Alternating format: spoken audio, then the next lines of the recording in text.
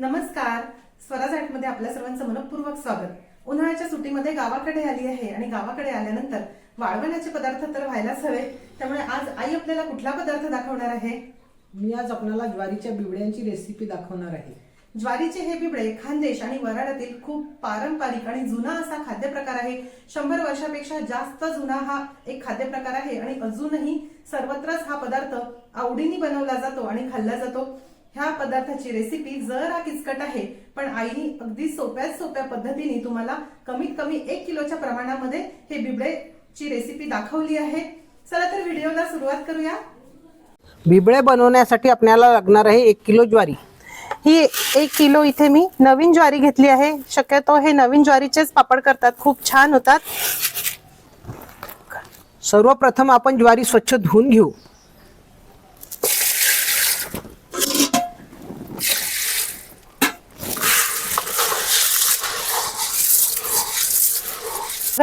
ज्वारी भरपूर पाण्याने छान स्वच्छ धुवून झाली. आता आपण ही चाळणीमध्ये निथळत ठेवूया.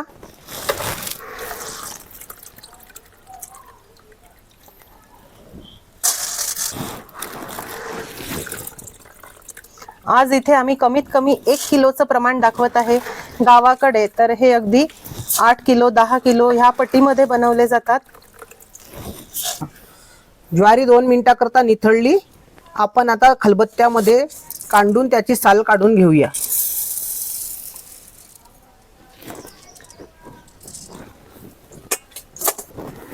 ह्या प्रकारे लोखंडाच्या खलबत्त्यामध्ये कांडून आता आपल्याला ह्या ज्वारीची साल काढायची आहे.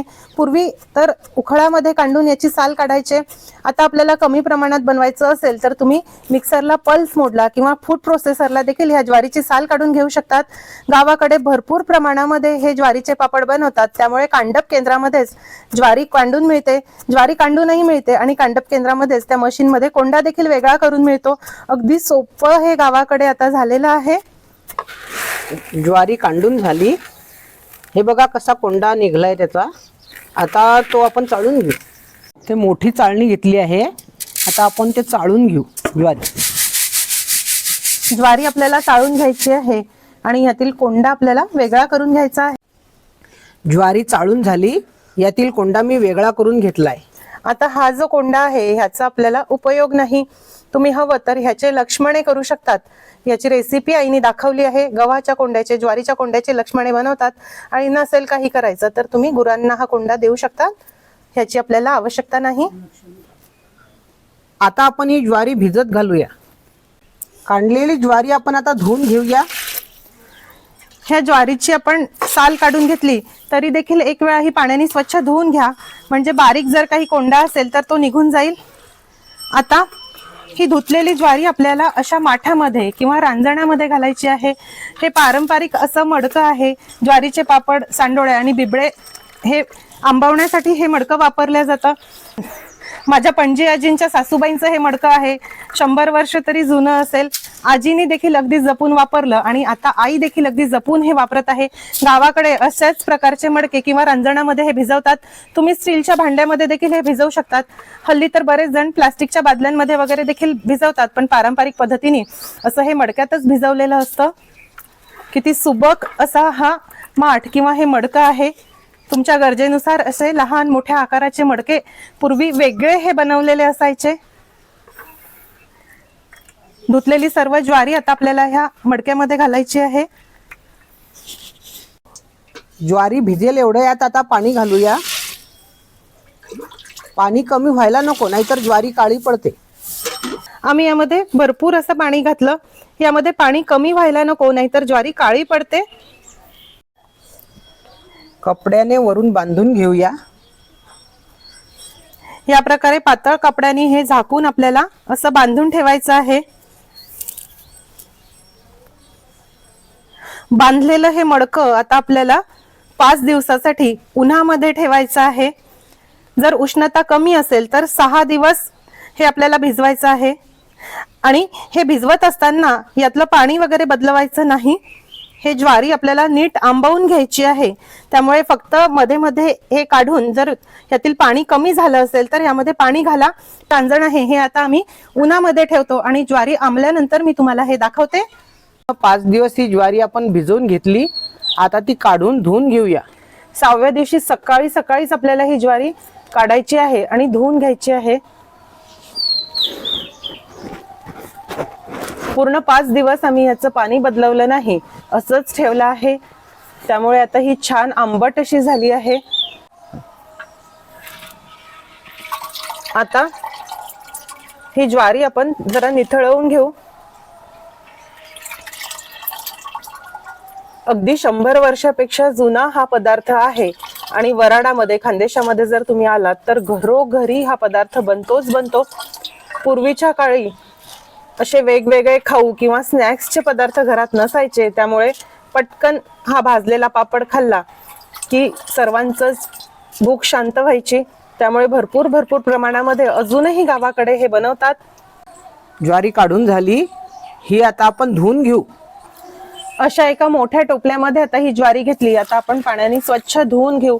5 दिवस आपण ही ज्वारी भिजवली आहे, त्यामुळे याला थोडा आंबट असा वास असतो, थोडा वेगळा वास असतो. त्यामुळे स्वच्छ धुवून घेणं गरजेचं आहे.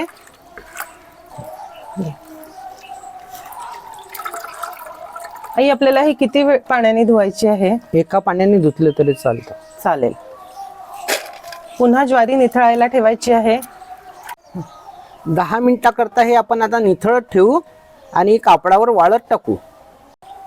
आता इथे या कापडावर आपण ज्वारी उन्हात वाळत टाकू.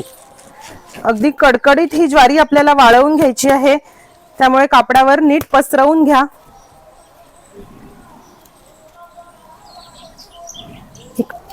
आता दिवसभर उन्हामध्ये आम्ही ही ज्वारी कडकडीत वाळवून घेतो आणि वाळल्यानंतर संध्याकाळी तुम्हाला दाखवते. आंबवलेली ज्वारी कडकडीत वाळली. आता ती आपण जाड भरडून घेऊ.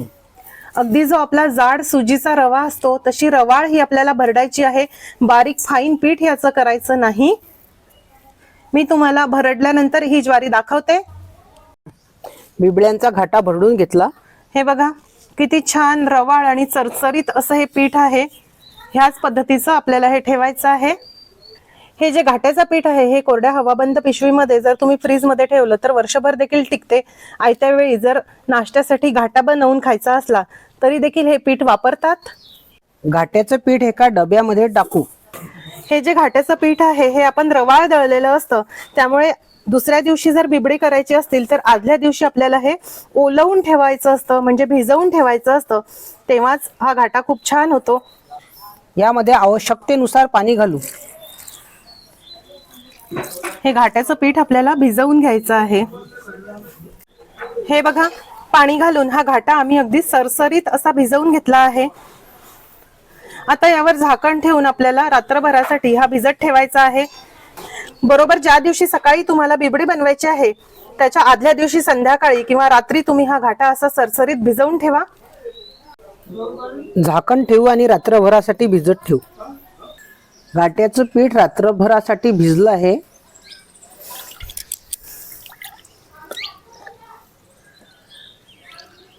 चांगलं मोकळं करून घेऊ. बघा, हे असं छान ढवळून घ्या, एकसारखं करून घ्या. आणि हा घाटा आपण ढवळून घेत आहे तोपर्यंत गॅसवर 2 भांड्यांमध्ये प्रत्येकी 3-3 लिटर म्हणजे एकूण 6 लिटर पाणी गरम करायला ठेवायचं आहे. इथे 2 भांड्यांमध्ये आम्ही पाणी गरम करायला ठेवलं आहे. या भांड्यामध्ये 3 लिटर पाणी आहे आणि या भांड्यामध्ये देखील 3 लिटर पाणी आहे. सुरुवातीला या 3 लिटर पाण्यामध्येच आपल्याला घाटा करायचा आहे आणि आवश्यकता असेल तर लागेल तसं तसं या भांड्यातील गरम पाणी टाकायचं आहे. पाण्याला उकळी आली आहे. आता आपण यामध्ये इथे आम्ही 25 ते 30 लसूण पाकळ्या, 1.5 टेबलस्पून जिरे आणि 1.5 टेबलस्पून बडीशोप ह्याचं ह्या प्रकारे असं ठेचून वाटण केलं आहे ते आपल्याला घालायचं आहे.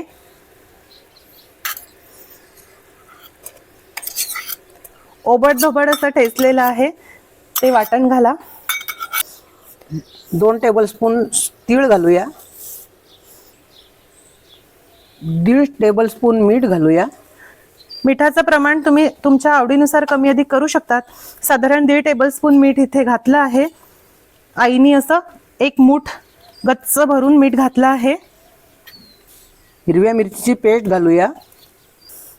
हिरव्या मिरचीऐवजी तुम्ही कुटलेली लाल मिरचीचं देखील तिखट घालू शकतात, किंवा आमच्याकडे पिवळ्या मिरचीचं तिखट देखील मिळते. आज आमच्याकडे पिवळ्या मिरचीचं तिखट नव्हतं म्हणून इथे हिरव्या मिरचीची पेस्ट घालत आहे.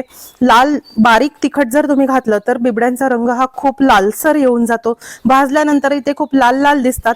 म्हणून शक्यतो हिरवी मिरची, पिवळं तिखट असं बिबड्यांना वापरतात. तुमच्याकडे जर नसेल तर तुम्ही वाळलेली जी लाल मिरची आहे ती जाड जाड ठेचून देखील यामध्ये घालू शकता. हिरव्या मिरचीची पेस्ट एकदम सर्व घालू नका, आपल्याला लागेल तशी आपल्या आवडीनुसार थोडी थोडी घाला. हे बघा, इथे हा जो लाकडी चमचा आहे याला आमच्याकडे चाटू असे म्हणतात. ह्या चाटूनी आता आपल्याला ढवळायचा आहे आणि हा घाटा जो आहे तो ढवळून आता यामध्ये घालायचा आहे. एका बाजूनी हळूहळू मी यामध्ये घाटा घालते आहे आणि आई हळूहळू हे ढवळते आहे.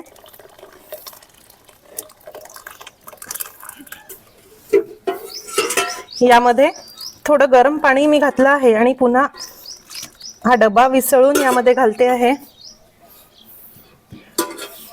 पाण्याचं नक्की असं प्रमाण सांगता येत नाही, कारण प्रत्येक ज्वारीनुसार पाण्याचा अंदाज कमी अधिक होत असतो. सुरुवातीला 3 लिटरच पाणी आम्ही यामध्ये घेतलं आहे.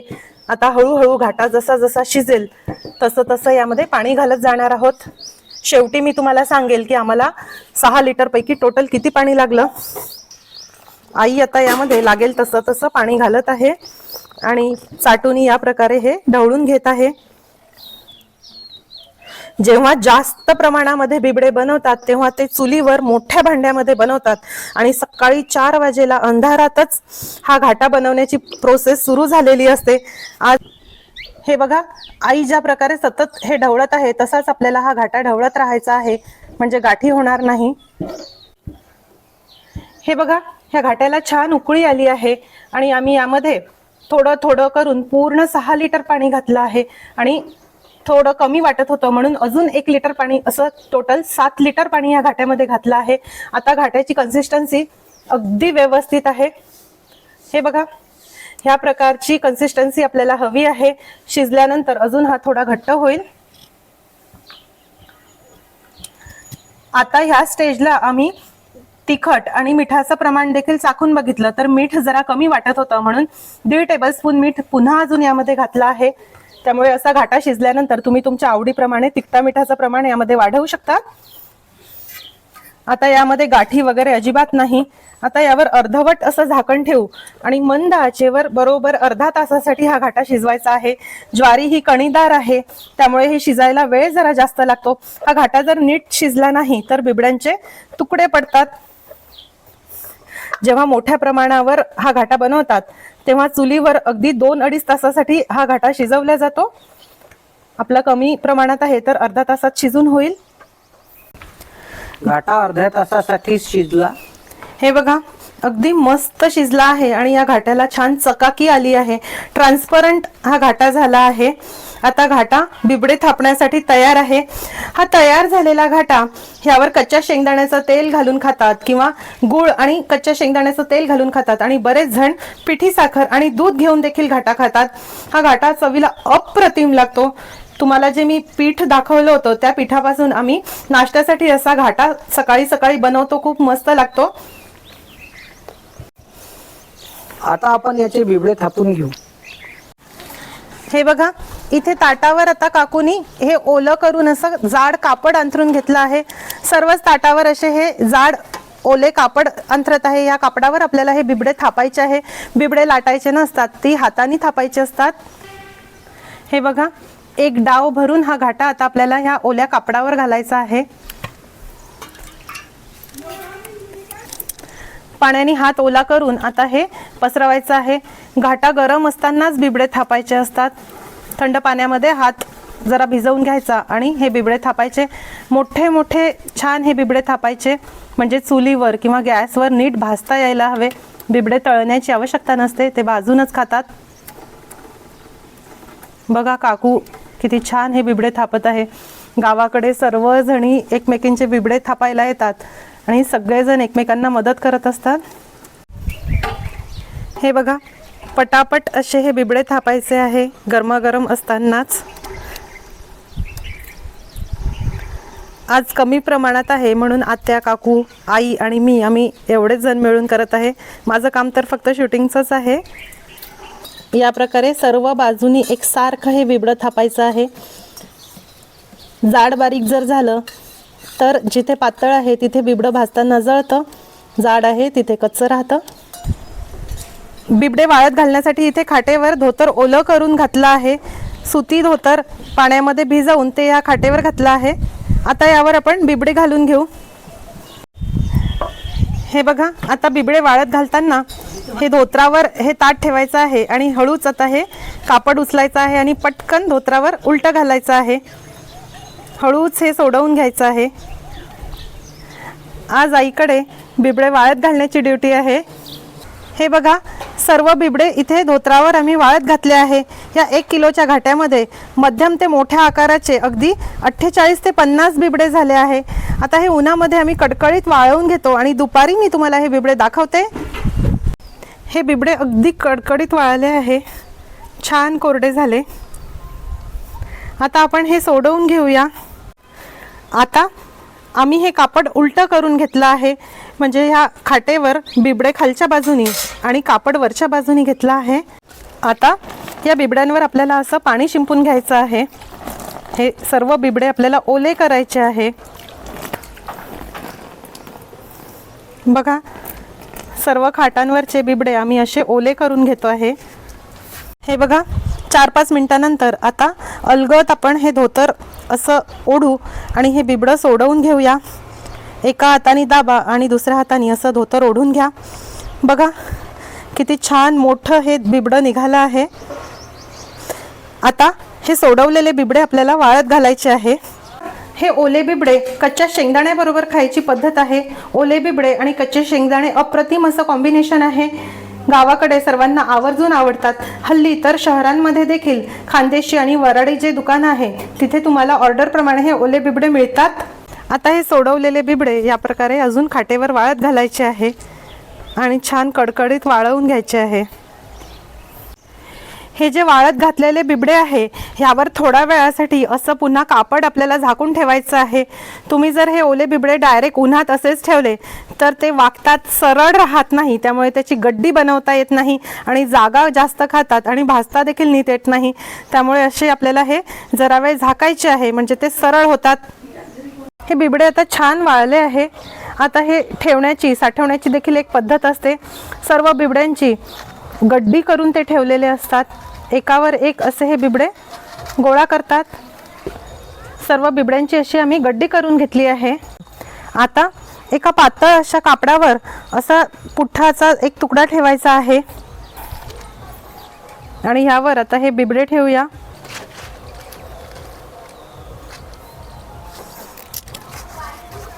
यावर पुन्हा दुसरा एक पुठ्ठाचा तुकडा ठेवू आणि आता हे बांधून आपल्याला या प्रकारे याची गड्डी बांधून ठेवायची आहे.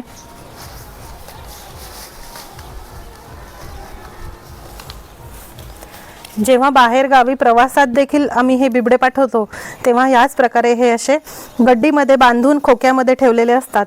बिबडे हे खूप पातळ असतात आणि खूप नाजूक असतात.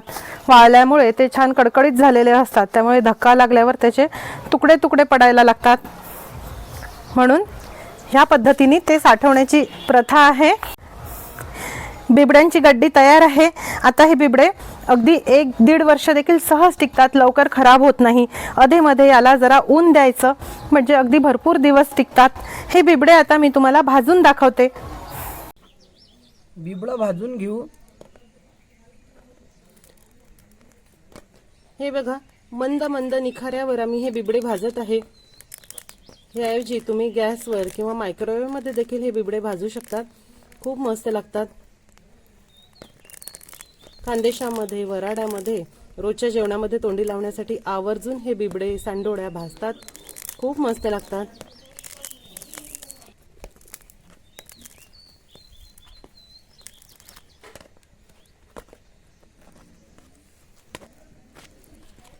हे बघा, बिबडं किती छान खमंग आणि खरपूस असं भाजून झालं.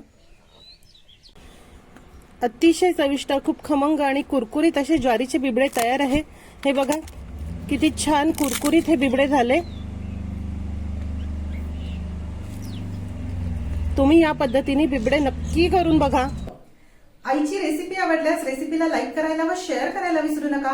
अगदी जुना असा हा खाद्यप्रकार आहे आणि ह्याची माहिती सर्वांना व्हावी म्हणून आम्ही केलेला हा छोटासा प्रयत्न आहे. रेसिपी आवडल्यास नक्की लाईक करा आणि व्हिडिओला जास्तीत जास्त शेअर करा. अशीच एक छानशी रेसिपी घेऊन भेटूया स्वराजच्या पुढच्या भागामध्ये. तोपर्यंत चवीने खा आणि निरोगी राहा.